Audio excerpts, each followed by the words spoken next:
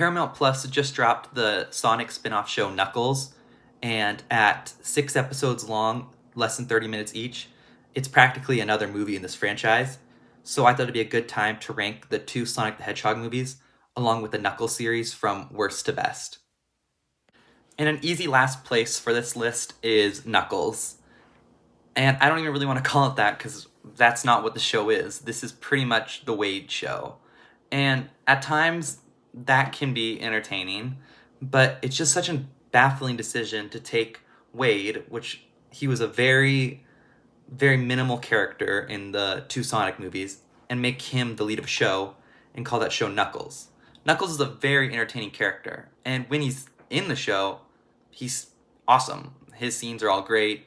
When there is a fight with Knuckles, it's really fun. The use of characters from the Sonic movies, specifically our Sonic and Tails characters, they're all great scenes and gets you excited for Sonic the Hedgehog 3. But the problem is, that's not what the show is. We go through long stretches where Knuckles isn't even there, and the writers come up with some reason that he can't be in that episode.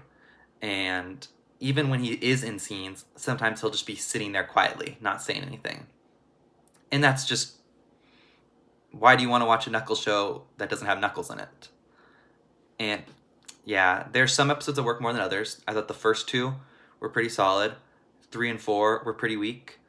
5 was all right, and 6 was good enough. Felt like a conclusion, but it just was so inconsistent. We didn't get enough Knuckles.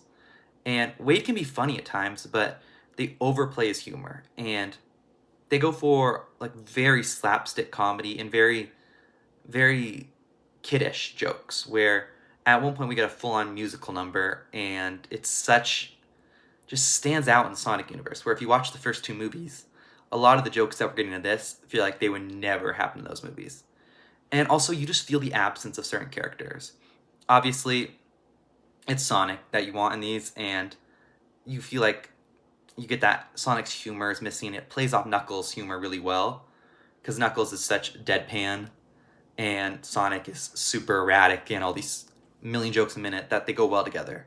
Where Wade, his humor is just kind of dumb, bumbling all over the place. He gets thrown around a lot, and it just doesn't work as well. And it's such an interesting comparison to the first Sonic movie, because we do have a human character who's present in a big character in that movie with James Marsden, but the connection between him and Sonic is really strong, where this feels like you couldn't get James Marsden for the series, and you didn't want to pay for the effects of having Knuckles actually just lead the show. So they found a way to have a different character and have Knuckles there and kind of just not have the focus be on him, which, such an odd choice. I don't think I will ever really understand that. And it just is weird where you have the villains start out pretty weak, and the villains get better. Some are added later in the series, but they almost try to go for the Robotnik Jim Carrey style. And that silly villain is really good because he could be menacing while also being very scary. Jim Carrey's great at that.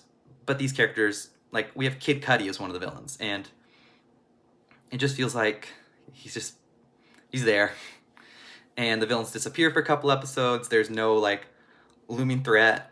It's just a really odd series, and there's a couple characters that they just don't work at all. Like, Wade's sister's introduced, and there's a scene between them at a family dinner that I was shocked at some of the choices they made with that character, and it made you hate that character and wonder how that character has the job that they have. It's mind-blowing.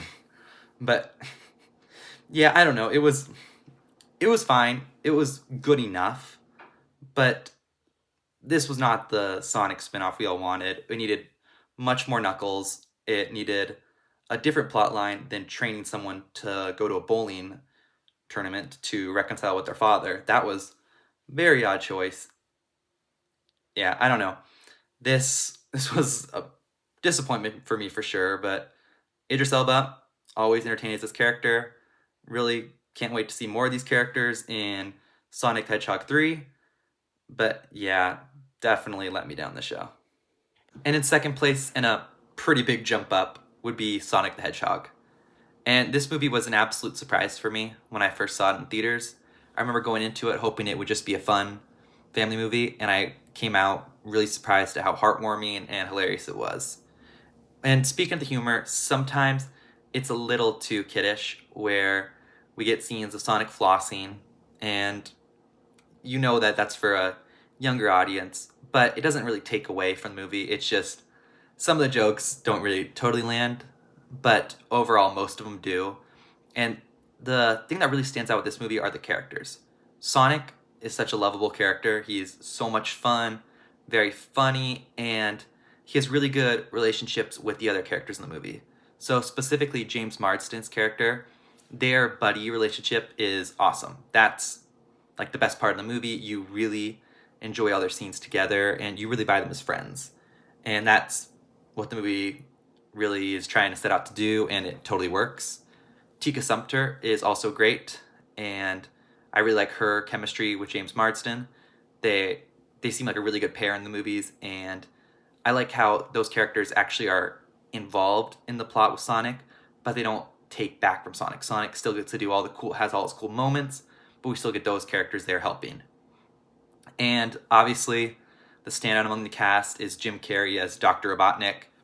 Awesome casting. Like I said, he's a villain that's menacing and hilarious. You really like seeing him on screen, and he just makes the movie just so much more fun and vibrant. He makes the henchmen around him more fun, where Agent Stone, which would probably be a regular henchman in any other movie, really stands out with his really obsessive relationship with Robotnik. And it's a lot of fun, this movie. I think that it's a little simple, the plot itself, where the actual adventure that our characters are going on to just retrieve these rings, little simple, but it's a great introduction to this world and really good setup for what's to come, even though there is a little bit of kiddie humor. And overall, just it's a fun movie and would definitely recommend. And in first place is Sonic the Hedgehog 2. And this movie is a lot of fun. It's an absolute blast.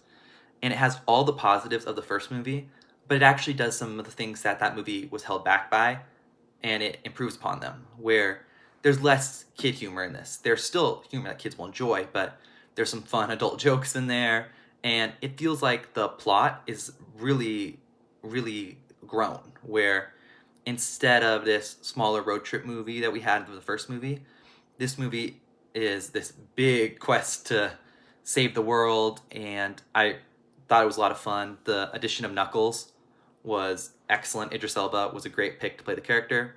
I like Tails. I don't think Tails was as standout of a character as Knuckles, but Knuckles just has that personality that stands out. I mean, there's a reason he got his show. But yeah, it's a lot of fun, the movie. The wedding subplot is a little unnecessary, but it's not bad or anything. It's just fun. And it's just where it doesn't really fully tie into our overall plot, but not really a big deal still. An enjoyable part of the movie. And I appreciate how this movie wasn't as tight as the first movie. The first one is pretty condensed, pretty simple plot. This one feels like it's going for more world building, where it's over 2 hours long, and the final battle is way more intense than the first movie, where there is like some serious stakes going on, some big things happen, and it just is really entertaining, really gets you invested. And I thought it was a step up, where the action scenes, there's more of them and they're bigger. The characters, it's fun to have more of our hedgehogs and echidna, and it's overall just, I think, a step up. I think both the Sonic movies are very consistent in terms of quality, but this is the one I prefer. I think it will appeal to video game fans a little more and to older audiences a little bit more. The first one, I think, is probably going to play the best with kids. I think this one, honestly, is going to play better with older audiences. And it's a really good video game movie. Sonic, James Marsden, Jim Carrey, all those characters remain just as entertaining, and it's a lot of fun, great action sequences, like I said. I think that the end credit scene, sets up an awesome future. Can't wait for Sonic the Hedgehog 3. And yeah, this was a really fun movie. Thanks for watching this video, and please let me know how you would rank these 3 entries into the Sonic franchise and whether you'll be checking out Knuckles or not.